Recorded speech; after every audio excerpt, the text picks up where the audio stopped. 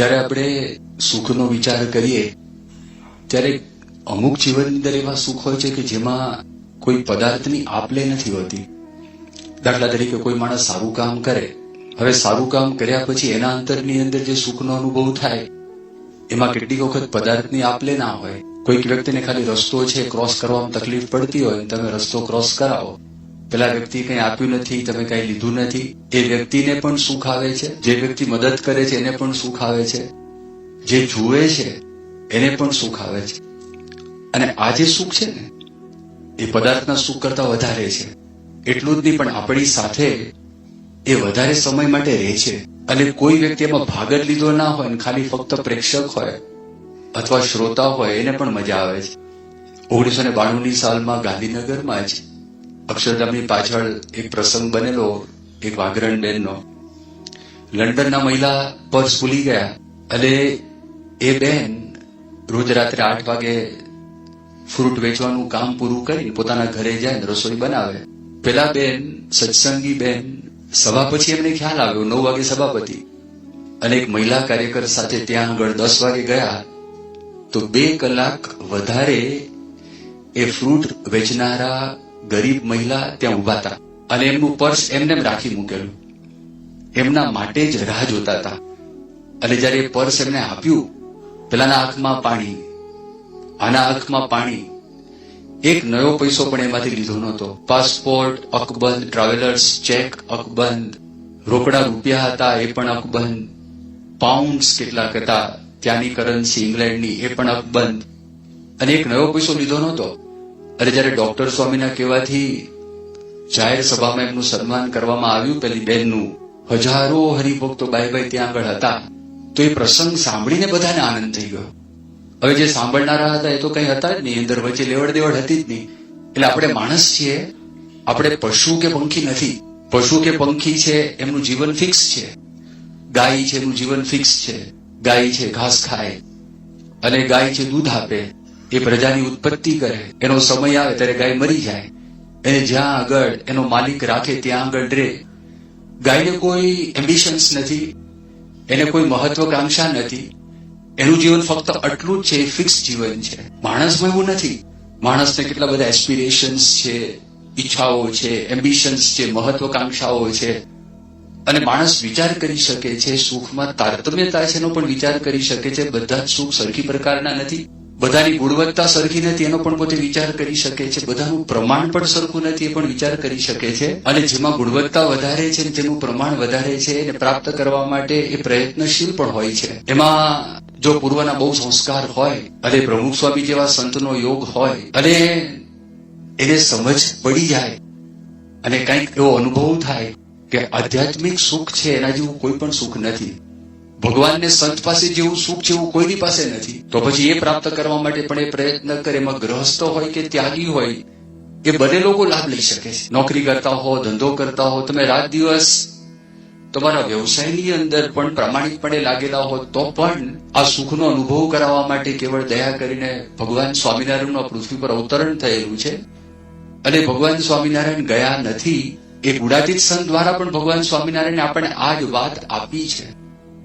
આ અનુભવ બે રીતે થાય છે. કાં તો કોઈ વ્યક્તિ કષ્ટની અંદર હોય તે વખતે ભગવાનને સંતના યોગમાં આવે ત્યારે એને અનુભવ થાય, અથવા અમુક વ્યક્તિ એવી હોય એને જીવનમાં કોઈ કષ્ટ ના હોય, પોતાનું જીવન ચાલી જતું હોય, એની અંદર ભગવાનને સંતનો યોગ થઈ જાય, એને પૂર્વના સંસ્કાર હોય, ભગવાનને સંતની કૃપા થાય, એને શાંતિને આનંદનો અનુભવ થાય, એનું જીવન રાહ છે એ દક્ષિણ તરફ જતો હોય અને ઉત્તર તરફ જવા માંડે, એ ફેરફાર થાય.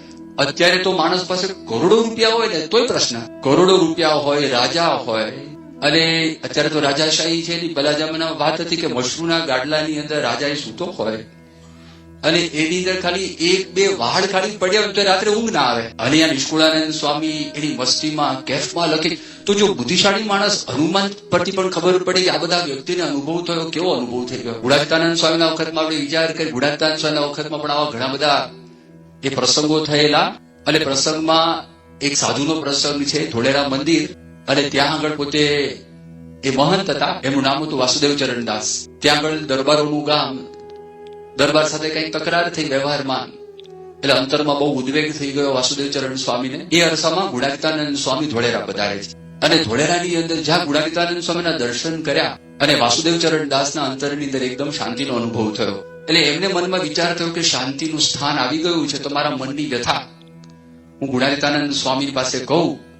અને સ્વામી પાસે આવીને વાત કરી કે સ્વામી અંતરમાં બહુ ઉદ્વેગ છે, અંતરની અંદર અશાંતિ છે, મારા મનમાં એવો વિચાર આવે છે કે બધું મૂકીને હું જતો રહું, બધું છોડીને જતો રહું. ત્યારે ગુણાતીતાનંદ સ્વામી વાત કરી કે તમે જુનાગઢ આવો તો હું તમને શાંતિ કરી દઉં. એમણે કીધું સ્વામી હું તમારી સાથે આવવા માટે તૈયાર છું. સ્વામી કહ્યું મને બોટાદમાં બારોબાર મળજો, મારી સાથે ના આવતા. મારી સાથે તમે આવશો તો એના લોકો એમ કહેશે કે જુનાગઢ મંદિરના મહંત ગુણાતીતાનંદ સ્વામી અહીંયા આવ્યા અને અહીંના મહંતને એ પોતે લઈ ગયા. બોટાદમાં મને બારોબાર મળજો. ગુણાતીતાનંદ સ્વામી તો વિચરણમાં નીકળી ગયા. વિચરણ કરતા કરતા બોટાદ પધાર્યા. વાસુદેવચરણ સ્વામી પોતાની રીતે બોટાદ પહોંચ્યા અને સ્વામી જેવા એમને જોયા, સ્વામી પૂછ્યું આવી ગયા છો? ત્યારે એમને વાત કરી કે સ્વામી ખાલી ખોખું આવ્યું છે. તો તે વખતે ગુણાતીતાનંદ સ્વામી કીધું ખોખું આવ્યું છે, જીવ અમે અંદર પૂરશું બસ. એમ કહીને ત્યાં આગળ એક સાધુ હતા વામન પ્રસાદ કરીને, એ શેરડીના કટકા એ કરીને ત્યાં આગળ લાવ્યા અને ગુણાતીતાનંદ સ્વામી ખોબો લીધો, ખોબો ભરી અને વાસુદેવચરણ દાસને આ શેરડીના કટકા આપ્યા અને આપીને એમને કહ્યું જાઓ તમે એકલા જ ખાજો, બીજા કોઈને આમાંથી આપતા નહીં. એટલે પાછળ વંડામાં ગયા. વંડામાં જઈ આ શેરડીના કટકા બધા ખાઈ લીધા અને પાછા આવીને સ્વામીને મળે ત્યારે સ્વામી કીધું હવે કેવું છે કે સ્વામી અડધી શાંતિ થઈ ગઈ ખાલી શેરડીના કટકા ખાવાથી. જો એ શેરડીના રસની વાત નથી, હા એવા તો બધા સંચાઓ ઘણા બધા છે. અને આપણને હમણાં આઈસ્ક્રીમની વાત કરી, એર કન્ડિશનની વાત કરી, એ બહારથી બધા લપેડા છે. એમ વૈશાખ મહિનાનો તાપ હોય, એ વૈશાખ મહિનાના તાપમાં શેરડીનો રસ તમે લો, બરફ નાખેલો હોય, આદુ ને લીંબુ નાખ્યા હોય અને જો વધારે પડતું પાછું એને ડાયલ્યુટ ના કર્યું હોય તો તમને ગમે. એ રસની વાત નથી. એ ગુણાતીતાનંદ સ્વામીના હાથની આપેલી પ્રસાદી હતી, એમાં એ ચમત્કાર હતો. એમને 50% શાંતિ થઈ ગઈ. એમણે કીધું સ્વામી અડધી શાંતિ થઈ ગઈ. સ્વામી કે જુનાગઢ આવજો, પૂરેપૂરી કરી દેશું. જુનાગઢ ગયા. વાસુદેવચરણ સ્વામી એમની સાથે જ બધા સંતો હતા, એમના શિષ્યો હતા. એટલે એમણે વાત કરી કે સ્વામી આ દેશમાં પહેલી વખત આવીએ છીએ, આ સોરઠ દેશની પંચતીર્થનો બહુ મહિમા છે તો પંચતીર્થ કરવા માટે જઈએ. અને તે વખતે ગુણાતીતાનંદ સ્વામી જુનાગઢની અંદર રાજચંપાના 2 ઝાડ હતા. એક પૂર્વ દિશાની અંદર હતું, એક પશ્ચિમની અંદર હતું. તો પૂર્વ દિશાની છે જે ઝાડ હતું તેમાં ગુણાતીતાનંદ સ્વામી હંમેશા બેસતા અને પશ્ચિમ દિશાની છે જે ઝાડ હતું, દિશામાં જે ઝાડ હતું ત્યાં આગળ યોગેશ્વર સ્વામી બેસતા. પણ તે દિવસે યોગેશ્વર સ્વામી હતા નહીં અને વાસુદેવ સ્વામી ત્યાં આગળ આવ્યા અને એના શિષ્યો આવીને વાત કરી કે સ્વામી અહીંયા યાત્રા કરવા માટે જવું. તે વખતે ગુણાતીતાનંદ સ્વામીએ વાસુદેવચરણ દાસને પૂછ્યું કે તમે યાત્રા કરી છે? કે હા સ્વામી હું જી આવ્યો છું. ત્યારે સ્વામી કીધું તમારે જવાની જરૂર નથી, તમે રોકાઈ જાઓ, પણ તમારા મંડળની અંદર જે સમજી એવા હોય તમે મુખ્ય બનાવો અને એમની સાથે બીજા સંતો આ યાત્રા કરવા માટે નીકળે. સ્વામીજી આપની આજ્ઞા. બીજા સંતો નીકળી ગયા યાત્રામાં. પહેલા બેઠા અને સ્વામી એ રાજચંપાના વૃક્ષ નીચે એક રાજચંપો લીધો અને સ્વામીએ સૂંઘ્યું અને સૂંઘીને વાસુદેવચરણ દાસને આપ્યું અને કહ્યું કે લો આ પુષ્પની અંદર પંચતીર્થની જે યાત્રા છે એનું ફળ આવી ગયું. ઘેલા નદીમાં સ્નાન કરવાનું ફળ આમાં આવી ગયું. સર્વ તીર્થ માત્ર ના દર્શન કરવાનું ફળ આની અંદર આવી ગયું. પછી ગુણાતીતાનંદ સ્વામી થોડીક વાર રહી, હાથમાં પુષ્પ હતું ને આપવાનું હતું. પછી સ્વામીએ વાત કરી કે આની અંદર ગોપાળાનંદ સ્વામી, મુક્તાનંદ સ્વામી, બ્રહ્માનંદ સ્વામી, આચાર્ય રઘુવીરજી મહારાજ એમના દર્શનનું ફળ અને સાક્ષાત શ્રીજી મહારાજના દર્શનનું ફળ પણ આની અંદર આવી ગયું છે. લો સૂંઘો. અને એમણે જેવું સૂંઘ્યું અપાર શાંતિ, અનિર્વચનીય શાંતિ, શાંતિ શાંતિ શાંતિ. બધા તાપ એ ભૂલી જ ગયા સંપૂર્ણપણે. અને ત્યાર પછી ગુણાતીતાનંદ સ્વામીની કૃપાથી એમના અંતરની અંદર અખંડ શાંતિ, અખંડ આનંદ રહેવા લાગ્યો. હવે આવો જે અનુભવ કર્યો હોય એ આધ્યાત્મિક સુખ કે આધ્યાત્મિક આનંદ આગળ આ જગતના પદાર્થનું સુખ કે જગતના માન મોટપનું સુખ એના નજરમાં ના આવે. અને એના માટે આ સત્સંગ છે. અને તમે જો કરાવતા આવ્યા છે એ ભગવાનનું અતિ અપાર સુખ છે. ભગતજી મહારાજ માટે શાસ્ત્રીજી મહારાજ પોતે એવું બોલતા કે ભગતજી મહારાજને ભગવાનનું સુખ કેવું આવતું હશે. તો ભગતજી મહારાજ આટલું સહન કરી શક્યા, આટલા તિરસ્કાર સહન કરી શક્યા. જો માણસને જો આધ્યાત્મિક સુખ આવતું ના હોય ને ટોચો વાગે, એ પાછો પડી જાય. પણ આ જો સુખ આવતું હોય ને એ નજરમાં જ ના આવે, એની ગણતરી જ ના હોય. એને લાગે જ નહીં, અસર જ ના કરે, કશું કઈ કરતા કઈ અસર ના કરે, અને એ બધાને આ સુખનો અનુભવ કરાવો છે. તો શાસ્ત્રીજી મહારાજ ભગતજી મહારાજ માટે આ વાત કરતા. શાસ્ત્રીજી મહારાજે પણ હજારોને આવા સુખનો અનુભવ કરાવેલો છે. હર્ષદભાઈ દવેએ શાસ્ત્રી મહારાજનું પુસ્તક લખ્યું છે. એ પુસ્તકની અંદર હર્ષદભાઈ પોતાના પ્રસંગની પણ વાત કરી છે. એ લોકો મૂળ દિહોર ગામના બ્રાહ્મણ, અને હર્ષદભાઈના પિતાશ્રી ત્રિભુવનભાઈ, અને એમના પિતાશ્રી ભાઈશંકરભાઈ, અને એમના જે પિતાજી હતા તો એમને ગોપાળાનંદ સ્વામીનો યોગ થયો હતો. 35-40 વર્ષની ઉંમર હતી, 5 વર્ષનો બાળક હતો, એનું નામ વેલજી. હવે એ ગર્ભમ થયેલા, તેના પત્ની મરી ગયા હતા. ગોપાળાનંદ સ્વામી ત્યાં આગળ આવ્યા અને જોયું કે બહુ મોટા સંત છે, અને એકદમ ચિત્તાકર્ષક થાય એવા સંત છે. એમની પાસે જઈને નમસ્કાર કરીને બેઠા. એમને કોઈ સત્સંગ હતો ને, આ શિવપંથી હતા, અને દિહોર ગામની અંદર વૈષ્ણવો હતા, શિવપંથી હતા, ભાવસાર હતા, ઠક્કર હતા, બીજા બધા વડીકો હતા. આ બધી જ્ઞાતિના માણસો ત્યાં આગળ હતા. કોઈ મોટા સંત છે એનો સમાગમ કરવો છે, એ સમાગમનો લાભ લેવા માટે ત્યાં આગળ આવેલા. એ ત્યાં આગળ આવીને એ બેઠા હતા, અને પ્રથમ પંક્તિમાં આ બ્રાહ્મણ હતા, પ્રતિષ્ઠિત હતા, ગામની અંદર લોકોને સલાહ પણ આપતા હતા. એટલે આગળ બેસાડ્યા. ત્યારે ગોપાળાનંદ સ્વામી દ્રષ્ટિ કરી. સ્વામીએ પૂછ્યું, બધું નામઠામ પૂછ્યું, નામ શું છે, કેમ છે. એમણે વાત કરી કે સ્વામી, મારે ફરી વખત લગ્ન કરવાની ઈચ્છા નથી, પણ બધા મને આગ્રહ કરે છે તમે ફરી વખત લગ્ન કરો. સ્વામી કહું, તમને કોઈ પુત્ર છે?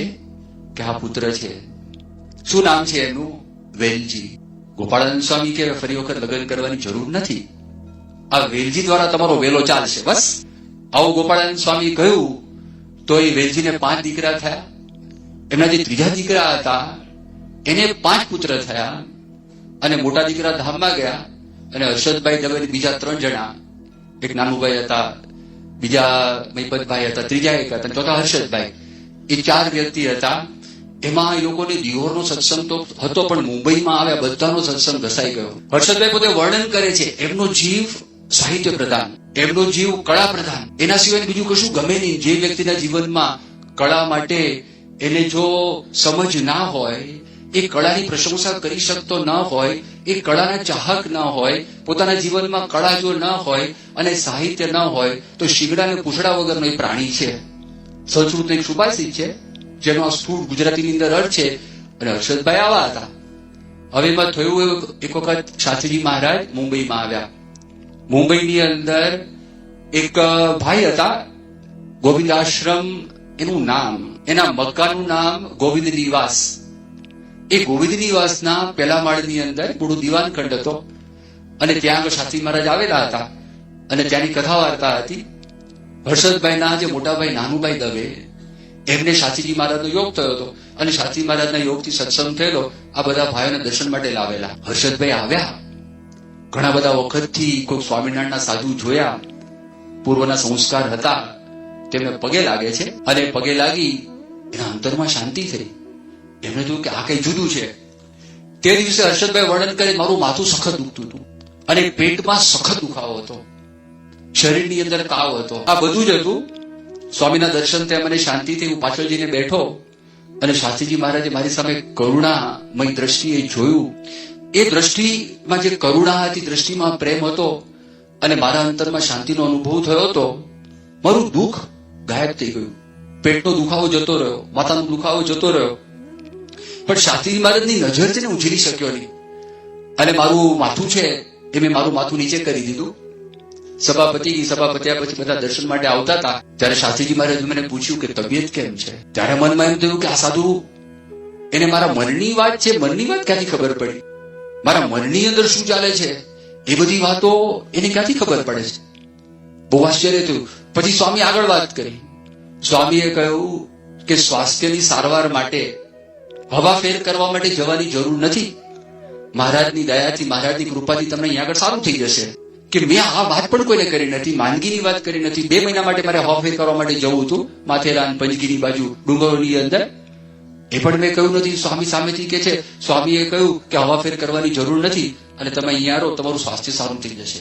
ત્યારે એને ખબર પડી, માત્ર આ ચમત્કારી પુરુષ નથી, કોઈ ઈશ્વરી વિભૂતિ છે, આ સામાન્ય નથી. અંતરની અંદર એટલી બધી છાપ પડી. ત્યાં નિર્ગુંડા સ્વામી કથા વાર્તા કરે, વતનામૃતની અવિરત ધારા, અવિરત પ્રવાહ, એ બધી વાતો કરે.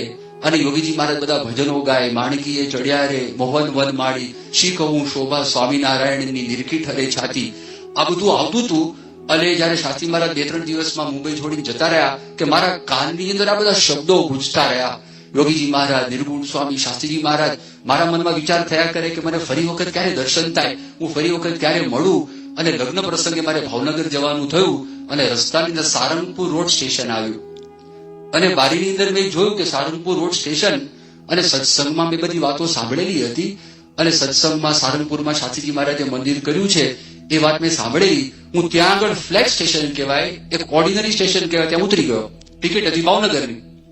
સ્ટેશન ઉપર ઉતર્યા, બીજા કોઈ મુસાફર નહીં, પોતે એકલા, હાથમાં બેગ લઈને. ટ્રેન તો જતી રહી. હર્ષદભાઈ વિચાર કરે મારે જવું ક્યાં. સ્ટેશન માસ્ટર આવ્યા, એમને પૂછ્યું કે તમારું નામ શું, તો અહીંયા શા માટે ઉતર્યા છો? કે મારે તો સારંગપુર જવું. સારંગપુરથી 3 ગાંવ દૂર છે, 6 માઇલ દૂર છે, અને નિર્જન રસ્તો છે, બીક લાગે એવો રસ્તો છે, એકલા જવાય એવું છે નહીં. અને કોઈ દિવસ અહીંયા આગળ કોઈ માણસ છે લેવા માટે, કોઈ ઘોડાગાડી આવી હોય, એકો આવ્યો હોય અને તમને લઈ જાય એવો કોઈ પ્રસંગ અહીંયા બનતો નથી. એટલે પછી નીકળી ગયા. હર્ષદભાઈને વિચાર થયો કે મારે શ્રદ્ધા વધારે પડતી થઈ ગઈ મનમાં, અને હું નીચે ઉતરી પડ્યો અને એકલા ઉભા હતા કે મારે કરવું શું, વખત પસાર કરવો કેવી રીતે. અને ત્યાં ચમત્કાર થયો. સ્ટેશન માસ્ટર જતા રહ્યા, પાછા આવ્યા. પાછા આવીને વિગતથી પૂછ્યું તમારું ગામ કયું, અત્યારે ક્યાં આગળ રહો છો, શું રહો છો. હવે એને સંબંધ કાઢ્યો કે તમે મારા સંબંધી થાવ, કે મારા ક્વાર્ટરમાં તમે આવો, તમે રાત રોકાવો, કાલ સવારે તમે સારંગપુર જજો, અત્યારે જવાય એવું છે નહીં. કે બહુ સારું. ત્યાં આગળ ગયા, હાથ પગ ધોયા. હાથ પગ ધોઈને બધી વાતો કરતા હતા તો ત્યાં આગળ એક માણસ આવ્યો અને સ્ટેશન માસ્ટરને કહ્યું, સાહેબ સારંગપુરનું કોઈ પેસેન્જર છે? એમ તો આ થાય છે શું? આ બીજો ચમત્કાર થયો, સારંગપુરનું કોઈ પેસેન્જર છે? આશ્ચર્ય થયું. અને પેલા એ વાત કરી કે તમારા સ્વામી ખરેખર ચમત્કારી હોય છે, એમાં કોઈ શંકા નથી. હું 6 વર્ષથી સ્ટેશન માસ્ટર તરીકે અહીંયા આગળ સર્વિસ કરું છું. ચૂનાના કામ સિવાય બીજું કોઈ કામ અહીંયા આગળ થતું નથી. અને આ 6 વર્ષની અંદર એક માણસ અહીંયા ફરક્યો નથી. અને આજે અહીંયા આગળ આવે છે. અને એકાવાળાને વાત કરી કે પેસેન્જર આવ્યું છે, હમણાં જ ઉતર્યું છે, અને સારંગપુર જવું છે. કે સારંગપુર જવાના કેટલા પૈસા લઈશ? 8 આના. હર્ષદભાઈ તાજુબ થઈ ગયા. 8 આના ખાલી?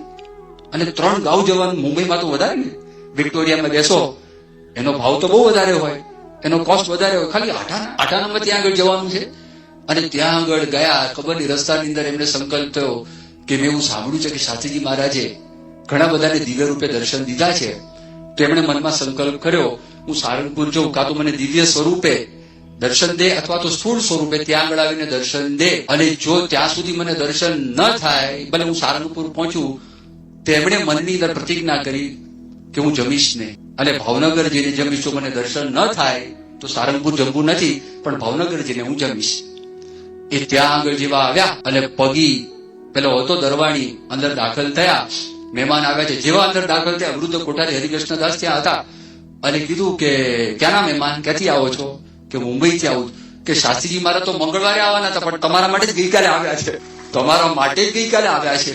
એને થયું કે આ ત્રીજો ચમત્કાર. આ ચમત્કારની પરંપરા શરૂ થઈ જ્યારથી મુંબઈ મળ્યા. ચમત્કાર ચમત્કાર ચમત્કાર. જેવા આવ્યા, આવીને ત્યાં આગળ શાસ્ત્રીજી મહારાજ રંગમંડપ છે, રંગમંડપની બાજુમાં પેલું એક રૂમ છે, ત્યાં સ્વામી હતા.